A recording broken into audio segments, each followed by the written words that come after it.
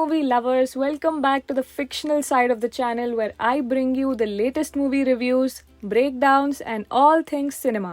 ఈ రోజు మనం 2024లో ఇప్పటి వరకు వచ్చిన కళాఖండాల గురించి మాట్లాడుకుందాం. మీరు ఈ సినిమాలు చూసినట్టయితే I'm extremely sorry for the loss of your brain cells. ఈ సినిమాలు చూడలేదంటే ఎందుకు చూసే రిస్క్ చేయొద్దో నేను మీకు వీడియోలో చెప్తాను. వీడియో ఎండ్ వరకు చూడండి and please give the video a like, share the video, subscribe to the channel and don't forget to hit the bell icon for notifications. Go Back Indian. Indian 2. చూసిన వెంటనే నాకు Shankar old movies గుర్తొచ్చాయి. Indian 1, అపరిచితుడు, robo, jeans ఈ సినిమాలు తీసిన శంకరే నా Indian 2ని కూడా తీసింది అని షాక్ అయ్యా. అప్పట్లో తన బెస్ట్ మూవీస్ అన్ని చూస్తే చాలా ఇన్స్పైరింగ్గా ఫీల్ అయ్యేవాళ్ళు జనాలు. ఒక్క వీక్లో భరతనాట్యం నేర్చుకోవచ్చు, రేపే మనం చీఫ్ మినిస్టర్ అయిపోవచ్చు, మనం చేసే ప్రొఫెషన్లో ఏదన్నా తేడా చేస్తే అని చాలా కన్విన్సింగ్గా అనిపించేది. శంకర్ సినిమాలు చూస్తే అసలు ఏం సినిమారా అని అనిపించేది. కానీ ఇండియన్ 2 చూస్తే అబ్బా ఏం సినిమారా అని అనిపించింది. సినిమా స్టార్టింగ్లో కొన్ని పవర్ఫుల్ మూమెంట్స్ ఉంటాయి. వాళ్ళు కరప్షన్ మీద చెప్పిన స్కిట్ లేకుంటే కామన్ మ్యాన్ కార్టూన్, అవి మనకి స్టిల్ వ్యాలిడ్ అనిపిస్తాయి. కానీ ఈ పంచులన్నీ పక్కన పెడితే వీళ్ళు అన్ని ఓల్డ్ మూవీస్ నుంచి తీసుకున్న హోమేజెసే ఎక్కువ ఉన్నాయి. ఇండియన్ 2కి ఇండియన్ రేంజ్ అస్సలు లేదు. శంకర్ ఎర్లియర్ మూవీస్లో స్టోరీతో పాటు గ్రాండ్ విజువల్స్తో పర్సనల్ ఎమోషన్ మిక్స్ అయి ఉండేది. కానీ ఈ మూవీలో మాత్రం సేనాపతి మంచి ఐడియాలజీస్ కానీ షార్ప్ ఇంటెలిజెన్స్ కానీ కనిపించలేదు. That atrocious makeup. Kamal Haasan is a master when it comes to prosthetics, కానీ ఇండియన్ 2లో చాలా అన్యాచురల్గా ఉంది ఆయన మేకప్. మూవీలో ఒక సీన్ ఉంది where Senapathi kills a rich business guy. ఆ ఒక్క సీన్ చూసి నేను ఆ ఒక్క మాటతో లేచి 2 జేబుల్లో చేతులు పెట్టుకుని నడుచుకుంటూ వెళ్ళిపోతున్నాను. నేను ఎక్కడికి వెళ్తాను కూడా నాకు తెలియదు. సినిమాలో చాలా గిమ్మిక్స్ ఉన్నాయి, కానీ అన్నిటికీ బ్యాక్ డ్రాప్ లేదు, ఎమోషన్ లేదు. మూవీ క్లైమాక్స్ లో కూడా ఆడియన్స్ కి సేనాపతి మీద సింపతి లేకుండా పోతుంది. Next disappointing film of 2024 Parasuram Petla గారి మ్యాగ్నమ్ ఓపస్ ఫ్యామిలీ స్టార్ గురించి మాట్లాడుకుందాం. గీతా గోవిందంని చేసిన డైరెక్టరేనా పరశురామ్ పేట్ల అని చాలా మందికి డౌట్లు వచ్చినాయి. పరశురామ్ ఫ్యామిలీ డ్రామాస్ ని ఫన్నీ మూమెంట్స్ తో కలిపి తీయడంలో ఎక్స్పర్ట్. అది మనం గీతా గోవిందంలో చూసాం. A very heart warming and fun movie. కానీ ఫ్యామిలీ స్టార్ మూవీలో పరశురామ్ గారు టోటల్ గా స్టోరీని ఎక్కడో మర్చిపోయినట్టుంది. ఫస్ట్ హాఫ్ లో కొంచెం స్టోరీ ఉందేమో అనిపించే లోపే సెకండ్ హాఫ్ వస్తుంది. అండ్ మూవీలో కొండన్న బ్రదర్స్ సివిల్ ఎగ్జామ్స్ లో ఫెయిల్ అవ్వడంతో Chiranjeevi gang leader nostalgia create చేయాలని ట్రై చేశారు. కానీ ఆ ట్రాక్ చూసి మీకు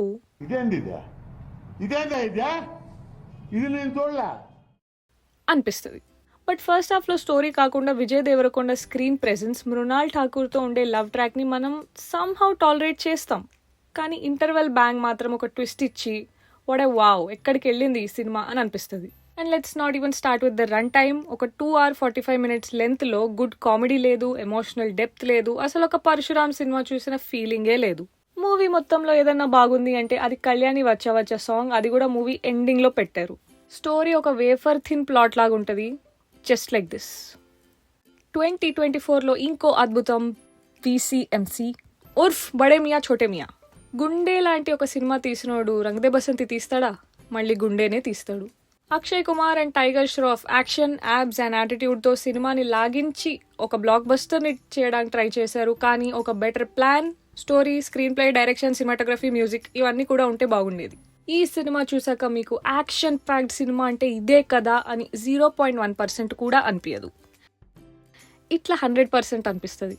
స్టోరీ స్టార్ట్ అవుతుంది. Freddie played by Akshay Kumar and Rocky played by tiger Shroff తో 2 క్రాక్ సోల్జర్స్ ని కోర్ట్ మార్షల్ చేసి ఆర్మీ నుంచి బయటకు పంపిస్తారు.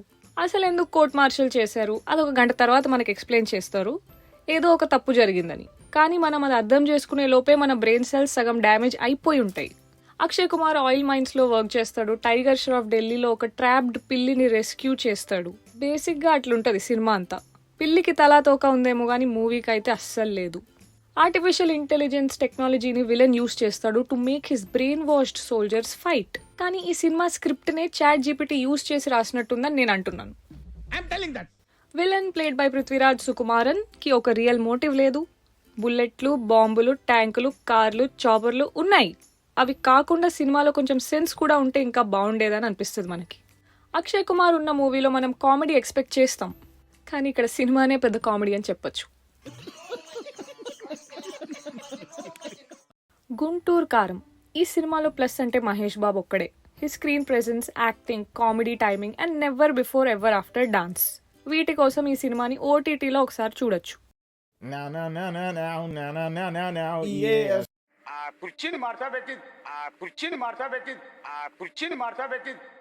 ఎన్నిసార్లు మడత పెట్టిన కుర్చీనే మళ్ళీ మళ్ళీ మడత పెడతారు త్రివిక్రమ్ సార్. అత్తారింటికి దారేదిలో అత్త, అజ్ఞాతవాసిలో అమ్మ, అలా వైకుంఠపురంలో అమ్మ నాన్న, మళ్ళీ గుంటూరు కారంలో అమ్మ. హీరోని వీళ్ళందరితో యునైట్ చేయడమే డైరెక్టర్ పని అయిపోయింది. స్టోరీ అనేది స్ట్రాంగ్గా ఉండాలి, బట్ గుంటూరు కారంలో త్రివిక్రమ్ ఆ మ్యాజిక్ని క్రియేట్ చేయలేకపోయాడు. ఆ punch dialogues, gripping screen play కూడా అబ్సెంట్. ఎమోషనల్ సీన్స్ చాలా ఫ్లాట్గా, షాలోగా ఉంటాయి. ఆ రైటింగ్ డెప్త్ మిస్ అయింది. ఆడియన్స్కి ఎమోషనల్ కనెక్ట్ అస్సలే ఉండదు. కానీ అదొక్కటే ప్రాబ్లం కాదు. మీరు ఏదో లాజిక్ ఎక్స్పెక్ట్ చేస్తారు, బట్ లాజిక్ మర్చిపోయి సీన్స్ని టాలరేట్ చేయడం మీకు బెటర్ ఆప్షన్ అని అనిపిస్తుంది. Talented actors such as Meenakshi Chaudhary, Rahul Ravindran, Jagapathi Babu, Rao Ramesh, Jayaram లాంటి యాక్టర్స్ని తీసుకొని బెటర్ సీన్స్ ఎవరైనా ఎక్స్పెక్ట్ చేస్తారు. But they are all there just for the sake of being there. Top tier టాలెంట్తో ఒక క్యామియో పరేడ్ క్రియేట్ చేసినట్టు అనిపిస్తుంది. 3D కాదు కానీ కనీసం 2Dలో కూడా కనిపించలే నాకు. క్లైమాక్స్ మాత్రం ఇంకా హైలైట్. ఇంకా ఏదో ఒక స్ట్రాంగ్ ట్విస్ట్ ఉంటుందని, మూవీని గ్రాండ్ ఫినాలేకి తీసుకెళ్తారని హోప్స్ పెట్టుకుంటే ఒక భాషణ్ లాగా క్లైమాక్స్ రన్ అవుతూ ఉంటుంది. అసలు ఒక ఎమోషనల్ ఫీల్ ఉండదు. ఏంటిది ఇప్పుడు క్లైమాక్సా అని అనిపిస్తుంది. ఆర్ఎన్మనాయ్ 4, ఎస్, ఆర్ఎన్మనాయ్ 1, 2, 3 కూడా ఉన్నాయి మన ప్రాణానికి. ఇది ఆర్ఎన్మనాయ్ 4 కాదు, ఆర్ఎన్మనాయ్ బోర్. కోటలు, దయ్యాలు, ఆత్మలు, పిల్లలు హూ కెన్ సీ దోస్ ఆత్మలు. ఆర్ఎన్మనాయ్ 4 స్టోరీ లైన్ చాలా యూనిక్గా ఉంటుంది, జస్ట్ లైక్ ఆర్ఎన్మనాయ్ 1, 2 and 3. 4లో బాగ్ అనే గోస్ట్ని కూడా ఇంట్రడ్యూస్ చేస్తారు. Shape shifting, flesh eating ghost. Apparently very scary, but honestly మీరు చూస్తుంటే అది కూడా కామెడీ సీన్ లాగే అనిపిస్తుంది. మూవీ స్టోరీలో హారర్ ఉండదు, కానీ ఈ సినిమాని మనం మొత్తం చూడాలా అనే ఒక థాట్ వస్తుంది, అదే హారర్. అసలు అన్బే శివం లాంటి మాస్టర్ పీస్ని తీసిన డైరెక్టర్ తన లైఫ్ని మీనింగ్లెస్ హారర్ కామెడీస్ని తీయడంలో ఎందుకు డెడికేట్ చేశాడు అని నాకు ఒక క్వశ్చన్ వచ్చింది. సూపర్ న్యాచురల్ ఎలిమెంట్స్ని పెట్టి మంచిగా తీసే స్కోప్ ఉంది ఈ మూవీకి, కానీ ఆ చిల్లర కామెడీ సీన్స్ ఎన్ని ఉన్నాయంటే you'll forget that there is a script in there somewhere. ఈ నెవర్ ఎండింగ్ మూవీ ఫ్రాంచైజ్లో కోవై సరళ ఒక ప్లస్ పాయింట్, మిగతా అంతా అస్సాం అని చెప్పొచ్చు. ఇన్స్టాగ్రామ్ ఫిల్టర్స్ వాడినప్పుడు దయ్యాలు కనిపిస్తాయి ఈ మూవీలో. Just understand the standard of this horror movie. Horror movie. Horror movie. कितने तेजस्वी लोग हैं हमारे पास, कितने शानदार विचार रखते हैं. That's it for today's video, guys. మీకు 2024లో ఏ సినిమాలు చూసి జీవితం మీద విరక్తి పుట్టిందో కమెంట్స్లో చెప్పండి. ఇంకా ఇంట్రెస్టింగ్ మూవీ రివ్యూస్ కోసం ఈ వీడియోని లైక్ చేయండి, షేర్ చేయండి అండ్ ఛానల్ని సబ్స్క్రైబ్ కూడా చేయండి. See you in the next video. Until then, keep watching good movies. Don't forget to subscribe.